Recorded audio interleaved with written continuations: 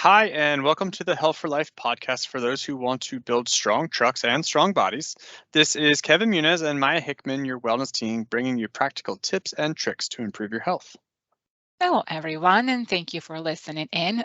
Today's topic is something so many of us focus on at the beginning of the year: New Year's resolutions and weight management.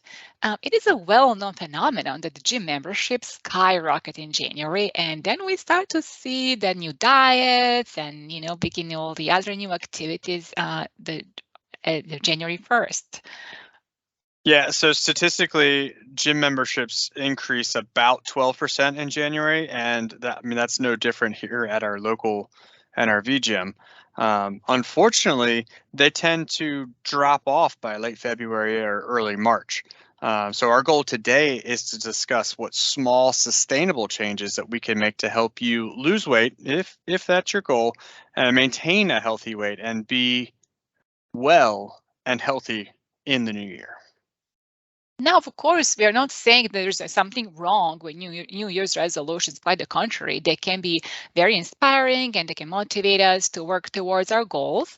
However, it is important to remember that gradual change leads to permanent change.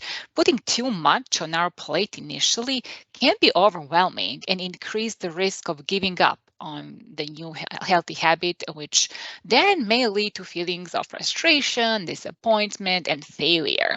Now, for example, if your goal is to have a salad for lunch every single day, but you're currently eating fast food, start with having a salad once or twice a week for 2 weeks, then slowly increase until you reach your goal. Yeah, and the same thing would apply to exercise. So if you're going to say, I want to run a 5K by February, but you haven't run in 5 years, that's not going to be a realistic goal. However, if we come up with a smart plan to build that endurance and the strength week by week, then you'll be ready by spring, which is a way more realistic and manageable plan. So this way you're working towards a goal every week and you're gradually getting better and better.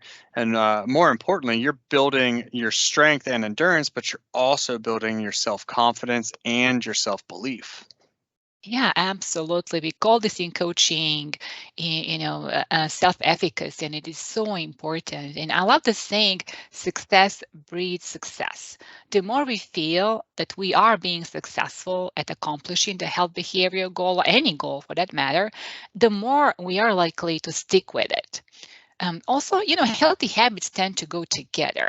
Once we get into a sustainable workout routine that works well for us, we're much more likely to eat healthier and vice versa as well. So I would like to talk a little bit more about some simple changes that we can make to help us get to or stay at the healthy weight in the new year. So, Kevin, you always look very healthy and lean. So, what are some of your tips for healthy weight?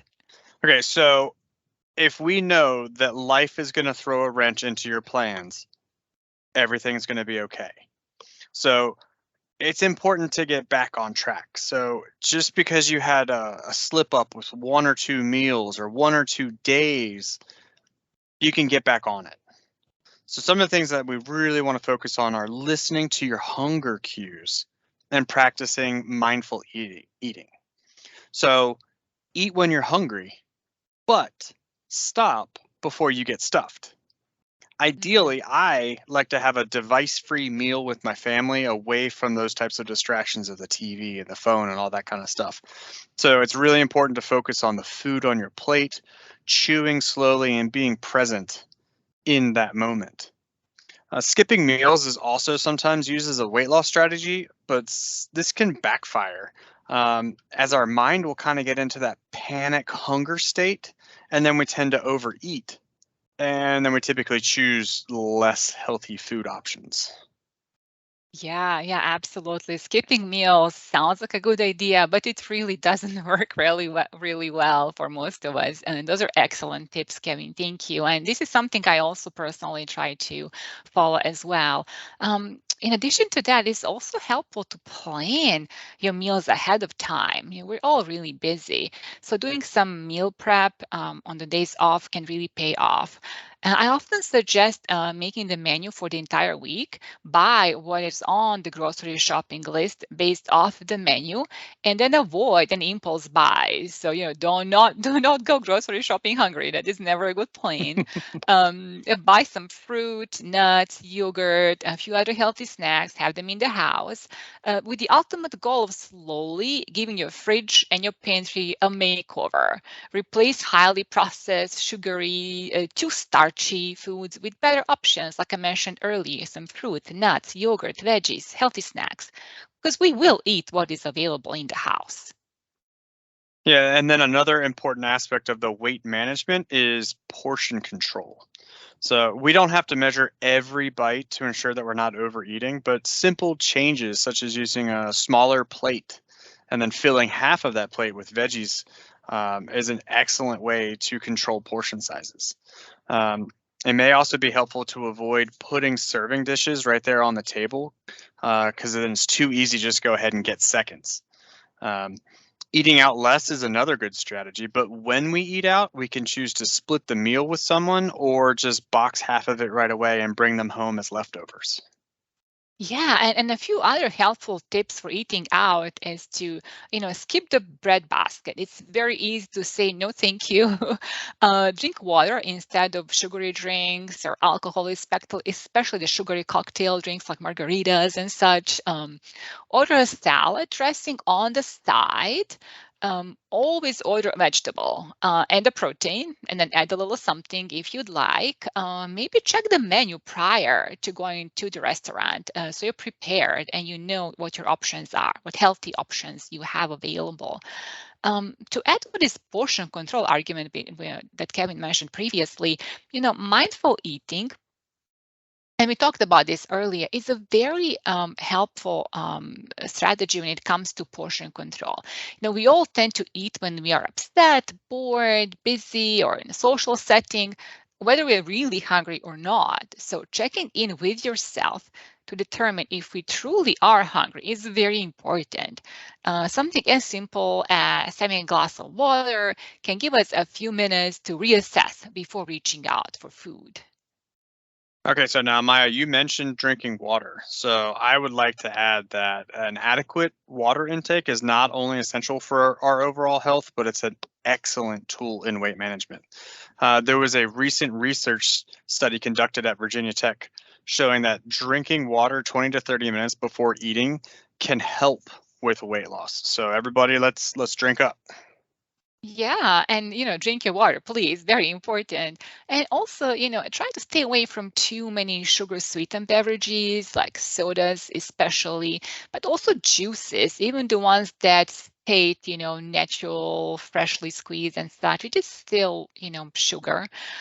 Tea, sweetened tea, sports drink like Gatorade and Powerade and such. Sweetened coffees, those Starbucks frappes are loaded with sugar. So probably the easiest way to cut out a few hundred calories actually per day is to not to drink them. Of course, drinking sugar has many other adverse effects, so keep that in mind as well, and can eventually lead to diabetes, increased inflammation, GI issues, many other health issues. Nothing can replace water, but flavored water is okay, and seltzers are okay as well. Yeah, so good water intake is also important when we're talking about exercise.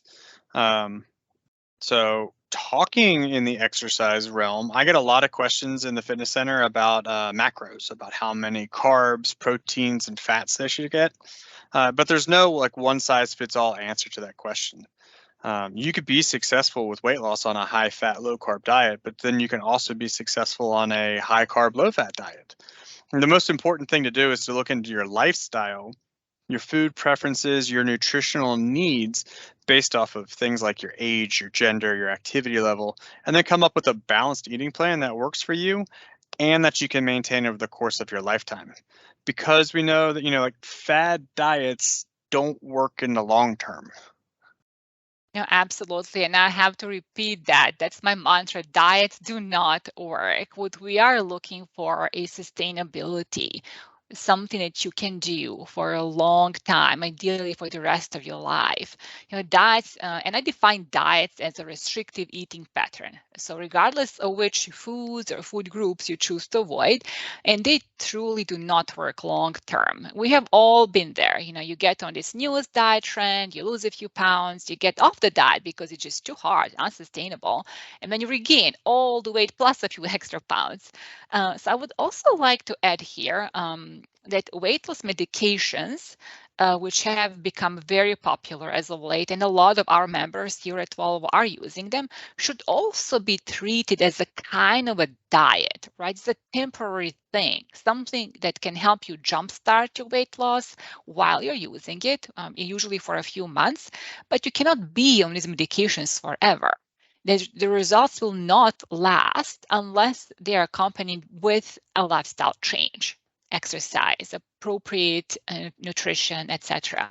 And this is something that Kevin and I are here to help you with.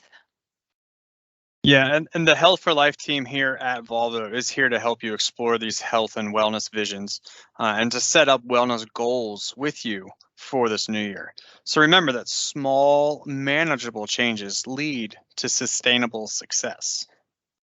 Yeah, and with that, give yourself some grace. There are no failures, only lessons learned. That's right. And so that's all we have for today. And we want to thank you for listening in. And as always, for more information and tips on healthy eating, exercise, and wellness, please feel free to reach out to Maya.Hickman@premisehealth.com. or at kevin.muniz@consultant.volvo.com. Thanks, everybody. Bye-bye. Bye, everybody.